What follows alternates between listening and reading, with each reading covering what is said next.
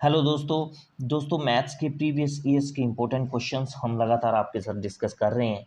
इससे पिछले वाले पार्ट में हमने एसएससी सीएचएसएल में पूछे गए क्वेश्चंस आपके साथ डिस्कस किए थे। आज का ये हमारा पार्ट नंबर 18 है और इसमें भी हम एसएससी सीएचएसएल में पूछे गए क्वेश्चंस आपके साथ डिस्कस करेंगे ताकि आपको आपके आने वाले एग्जाम्स में हेल्प हो सके। हर टाइप के क्वेश्चंस हम लगातार आपके साथ डिस्कस कर रहे हैं। तो चलिए स्टार्ट करते हैं सेशन को। देखो क्वेश्चन नंबर फर्स्ट में बोला है a square park has been divided into two rectangles of equal area. If the perimeter of each of these rectangle is 39 meter, then what will be the perimeter of the square park? तो देखो हमारे पास एक square park है और क्योंकि square है तो इसकी हर एक साइड इक्वल होगी, तो हर एक साइड हमने क्या ले ली, स्मॉल ए ले ली। ठीक है, अब इस स्क्वायर पार्क को क्या किया, दो रेक्टेंगल्स में डिवाइड कर दिया और इन रेक्टेंगल का एरिया क्या है, इक्वल है। ठीक है, तो दो रेक्टेंगल बन गई, हर एक रेक्टेंगल की जो लेंथ है वो तो ए ही रहेगी, ब्रेथ कितनी आएगी, देखो स्क्वायर की साइड कितनी थी, ए थी, तो साइड जब दो इक्वल पार्ट में डिवाइड होगी तो रेक्टेंगल की जो ब्रेथ बनेगी वो क्या बनेगी, ए बाई टू। ठीक है ना, हर एक रेक्टेंगल की ब्रेथ क्या बन जाएगी, A by two, A by two. अब आपको बोला है कि पेरीमीटर ऑफ रेक्टेंगल, रेक्टेंगल का पेरीमीटर कितना दिया है, 39 मीटर। अब रेक्टेंगल के पेरीमीटर का फॉर्मूला क्या होता है, 2 इंटू लेंथ प्लस ब्रेथ। अब लेंथ कितनी है, लेंथ तो ए ही है और ब्रेथ कितनी है रेक्टेंगल की, ए बाई टू। ठीक है, और ये किसके इक्वल दिया है, 39 मीटर के इक्वल दिया है।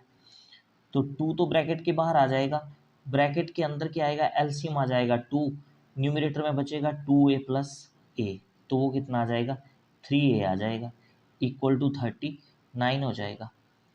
अब ये 2 से 2 कैंसिल आउट हो जाएगा, 3 से ये 39 कटेगा तो 13 आ जाएगा, तो a की वैल्यू कितनी आ गई, 13।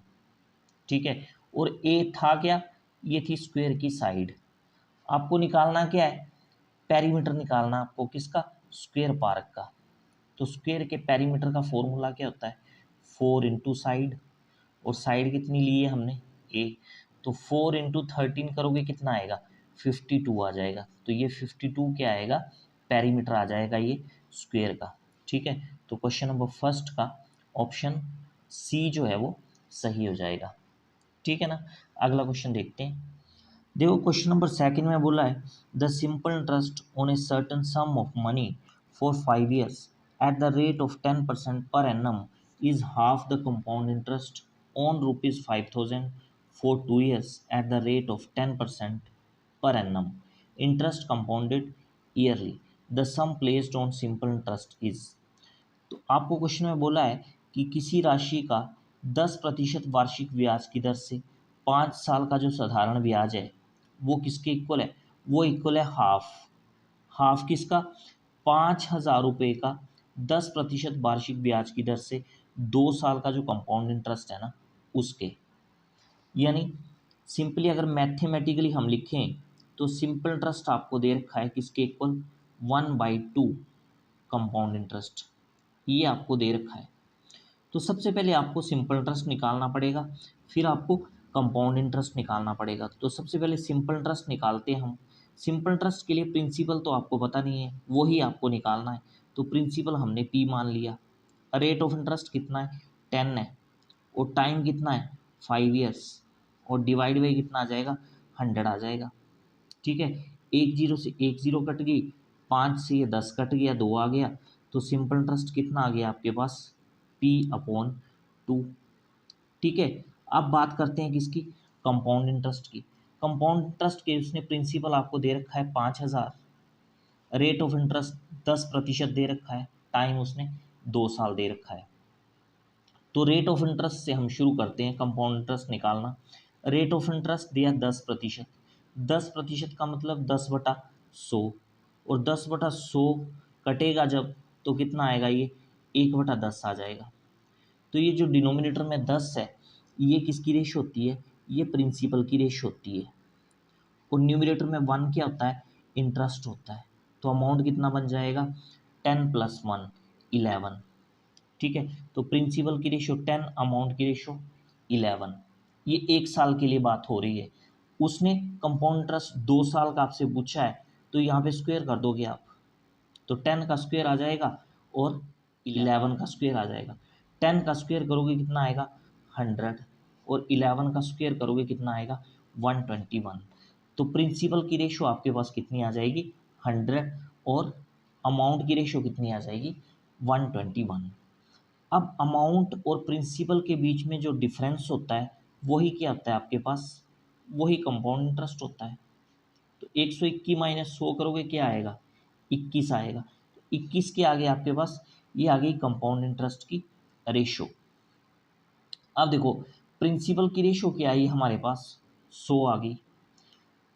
तो 100 रेशो जो है वो किसके इक्वल है, देखो प्रिंसिपल आपको कितना दे रखा है क्वेश्चन में 5,000 रुपये, जब कंपाउंड इंटरेस्ट की बात हो रही है, ठीक है ना। तो इसका मतलब 100 रेशो किसके इक्वल आ गई 5,000 के इक्वल। एक रेशो की वैल्यू कितनी आ जाएगी यहाँ से 50 रुपये। आपको कितनी रेशो की वैल्यू निकालनी है, आपको निकालना है कंपाउंड इंटरेस्ट। तो कंपाउंड इंटरेस्ट की रेशो कितनी है 21, तो आपको 21 रेशो की वैल्यू निकालनी है। तो एक रेशो की वैल्यू आ गई 50, 21 रेशो की वैल्यू आएगी 50 इंटू 21, और ये करोगे तो ये आएगा आपके पास 1,050 रुपये।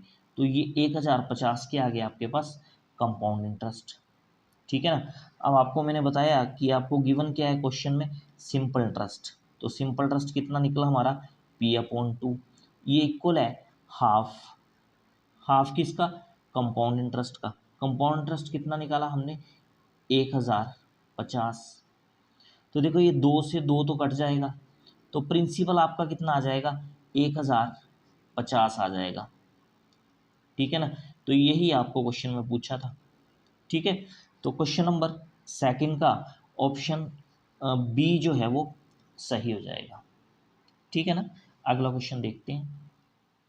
देखो क्वेश्चन नंबर थर्ड में बोला है a shopkeeper offer successive discounts of 35%, 10% and 6% on every item at what price nearest to a rupees customers can get an item marked for rupees 1,000। अब देखो एक शॉपकीपर अपने कस्टमर्स को सेम आइटम पे 3 तरह के डिस्काउंट दे रहा है। पहला डिस्काउंट वो 35% का दे रहा है, दूसरा डिस्काउंट सेम आइटम पे 10% का, और तीसरा डिस्काउंट 6% का दे रहा है वो सेम आइटम पे। तो आपको बताना है अगर किसी आइटम के ऊपर अंकित मूल्य 1,000 लिखा हुआ है तो कस्टमर को वो आइटम कितने में पड़ेगी। तो देखो आपने सिंपल सा फॉर्मूला याद रखना है, मार्क प्राइस यहाँ पे लिख लेना है इनटू 100 माइनस D1 क्या होगा यहाँ पहले वाला डिस्काउंट। तो पहले वाला डिस्काउंट कितना है 35, तो 100 माइनस 35 करोगे कितना आएगा 65 आएगा, divide by 100 into 100 minus D2 यानी सेकेंड वाला डिस्काउंट। तो 100 माइनस 10 करोगे कितना आएगा 90, divide by 100 into 100 minus D3 यानी 100 माइनस 6 करोगे कितना आएगा 94, डिवाइड बाई 100। यहाँ से देखो ये ज़ीरो से ये ज़ीरो आपकी कट जाएंगी, तो न्यूमरेटर में कितना बचा आपके पास 65 इंटू 9 इंटू 94। तो इन तीनों को जब आप मल्टीप्लाई करोगे तो आपके पास आएगा 54,990, और डिनोमिनेटर में कितना आएगा, डिनोमिनेटर में तो 100 आ रहा है, ठीक है। एक ज़ीरो से एक ज़ीरो यहाँ भी कट जाएगी, एक ज़ीरो बची आपकी डिनोमिनेटर में, तो राइट साइड से एक डिजिट छोड़ोगे आप, पॉइंट लगा दोगे, तो आपके पास कितना आ जाएगा ये 549.9। तो ये आएगा आपके पास फाइनल जो आइटम का प्राइस है, ठीक है ना। तो नियरेस्ट ये 549.9, नियरेस्ट वैल्यू क्या आएगी इसके लिए 550, ठीक है ना। तो क्वेश्चन नंबर थर्ड का ऑप्शन ए जो है वो सही हो जाएगा, ठीक है ना। अगला क्वेश्चन देखते हैं। देखो क्वेश्चन नंबर 4 में उसने बोला है if two numbers are in the ratio 4:7 and the sum of their cubes is 4,07,000 then the greater number will be. दो नंबर उनकी रेशो आपको 4:7 दे रखी है और बोला है सम ऑफ देयर क्यूब्स, यानी इन नंबर्स का क्यूब करोगे उसके बाद सम कर दोगे तो वो इक्वल किसके है 4,07,000। तो रेशो में देख लो आप पहला नंबर जो है उसकी रेशियो कितनी है 4, दूसरे नंबर की रेशियो कितनी है 7, तो 4 का क्यूब करोगे कितना आएगा 64 आएगा, और 7 का क्यूब करोगे कितना आएगा 7 7 दा 49, 49 को 7 से करोगे कितना आएगा 343। तो रेशियो में उनका क्यूब कर दिया हमने, और इनके क्यूब का सम बोला है, और ये किसके इक्वल है 4,07,000 के इक्वल। ठीक है ना। अब 64 प्लस 343 ये कितना आएगा आपके पास, ये आएगा 407। तो 407 किसके इक्वल हो गया 4,07,000। ठीक है, यहाँ से एक रेशो की वैल्यू कितनी आ जाएगी आपके पास 1000 आ जाएगी आपके पास, क्योंकि 407 जो है दूसरी तरफ क्या हो जाएगा डिवाइड हो जाएगा। एक रेशो की वैल्यू कितनी आ गई आपके पास 1000। यहाँ से आप दोनों साइड क्या कर लोगे क्यूब रूट ले लोगे, तो फाइनली एक रेशो की वैल्यू जो है वो कितनी आ गई आपके पास 10 आ गई। आपको बताना क्या है the greater number will B. अब देखो रेशो में ग्रेटर नंबर कौन सा है 7 है, तो आपको 7 रेशो की वैल्यू बतानी है। एक रेशो की वैल्यू आ गई आपके पास 10, 7 रेशो की वैल्यू 10 इंटू 7 70 आ जाएगी। क्वेश्चन नंबर 4 का ऑप्शन बी जो है वो सही हो जाएगा। ठीक है, अगला क्वेश्चन देखते हैं। क्वेश्चन नंबर 4 में बोला है A B is the diameter of a circle of radius 9 centimetre, P Q is कोड not a diameter that intersect AB at M perpendicularly. If AM ratio BM is equal to 5 ratio 4, then the length of chord PQ will be। अब देखो इसकी सबसे पहले figure बना लेते हैं हम। तो ये हमने एक सर्कल ले लिया, इसका सेंटर हमने O ले लिया, और ए बी क्या है इस सर्कल का डायमीटर। अब सर्कल का रेडियस आपको दे रखा है 9 सेंटीमीटर, तो डायमीटर कितना हो जाएगा, यानी ये पूरी ए बी लाइन कितनी हो जाएगी, ये 18 हो जाएगी आपके पास। ठीक है, आगे बोला पी क्यू इज कोड।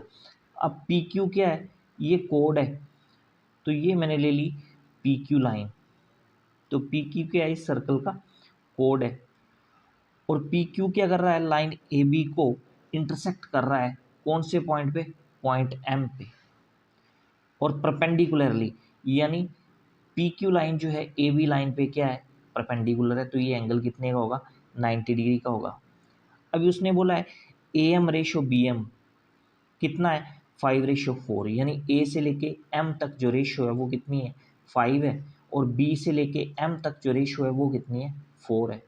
तो पूरी लाइन ए बी की बात करें तो वो रेशो में कितनी आएगी 5 + 4, 9 रेशो बन जाएगी पूरी लाइन ए बी। और आपको पता है ए बी क्या है डायमीटर भी है, और डायमीटर कितना है रेडियस आपको 9 सेंटीमीटर दे रखा है, तो डायमीटर कितना आ जाएगा आपके पास 18 सेंटीमीटर। तो एक्चुअल में डायमीटर कितना आ गया 18 सेंटीमीटर, और रेशो में कितना आ गया 9। तो एक रेशो की वैल्यू कितनी आ जाएगी यहाँ से आपके पास 2 सेंटीमीटर आ जाएगी। क्लियर है यहाँ तक आपको पास एक रेशो की वैल्यू आ गई 2 सेंटीमीटर, तो ए एम जो है उसकी रेशो कितनी है 5।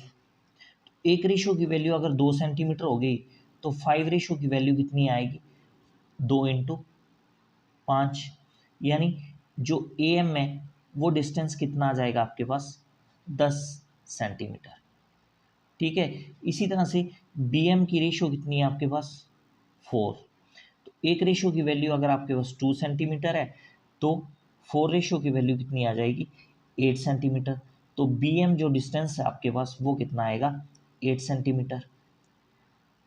ठीक है यहाँ तक ना। अब देखो आपको फाइंड आउट क्या करना है, आपको कोड पी क्यू की लेंथ जो है वो फाइंड आउट करनी है। अब देखो आपको पता है कि जब भी हम सेंटर से कोई परपेंडिकुलर गिराते हैं कोड के ऊपर, तो वो लाइन क्या करती है कोड को 2 इक्वल पार्ट्स में डिवाइड कर देती है। अब ये जो लाइन आपके पास ए बी है ये क्या है पी क्यू के ऊपर क्या है परपेंडिकुलर है, या बोल सकते हैं कि पी क्यू जो है लाइन ए बी के ऊपर क्या है परपेंडिकुलर है। तो लाइन ए बी क्या करेगी लाइन पी क्यू को 2 इक्वल पार्ट्स में डिवाइड कर देगी, यानी जितना डिस्टेंस पी से लेके एम तक होगा, एक्स मान लिया हमने, उतना ही डिस्टेंस एम से लेके क्यू तक होगा, तो ये भी एक्स ही होगा। अब क्या करो आप ओ को पी से ज्वाइन कर दो। ओ पी क्या है यहाँ पे रेडियस होगा सर्कल का, जो कि कितना दिया आपको 9। अब देखो ट्राइंगल PMO एक राइट एंगल ट्राइंगल है, ठीक है ना, राइट एंगल ट्राइंगल है। यहाँ पे आपको OP 9 सेंटीमीटर है, PM जो है उन्हें X कंसिडर किया है, तो OM कितना होगा?